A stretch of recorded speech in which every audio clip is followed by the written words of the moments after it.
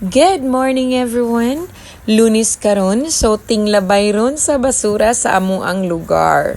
And si Inday, gikan pa na siya og trabaho in town. Nagdali-dali na siya og pupho sa iyang mga basura kay basin og dili na unya na niya malabay kung maunhan siya sa garbage truck. So tanawa si Inday ko pa na nakailis in town. Ay, kagwapa pa ana.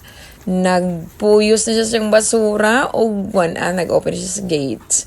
Nagkalisod nga nung wala man nag-i-open daan ganina.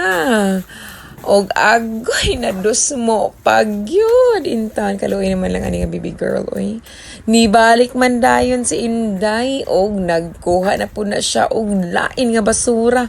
Muna siya ang gikuan rin nato gahapon ang atong gipanggabas no nga lamisa. Gihaguan gid para malabay. Og anian, nagdala na usab og plastic bags Inday kay nagpupho na po na siya sa iyang mga ipangputol nga mga tanong gahapon.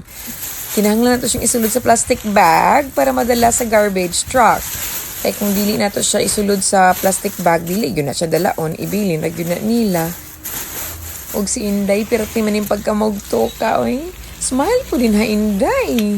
Pati ganiyang seryoso ha. Pati ganyan niyang paningkamot nga makaabot pa na siya sa oras sa tinglabay in town. O, tanawa o. Pati nakaduko. Nangita paglain. Uy, nagnislo pa in town. And, nagbarog-barog na siya. Nangita pa na siya og lain nga isulod na iyang plastic. Pero maragi kapoy naman na siya og punit. So, muna na iyang gidala.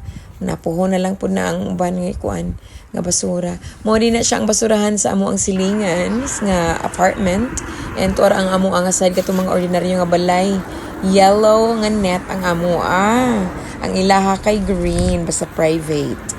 Og kinahanglan day nato gid siyang tabunan og net ang atong mga basura para dili makakha sa uwak kay daghan kay uwak ang Japan. Nya ato pag yun siya og tungtungan og bato para mabugat-bugat ana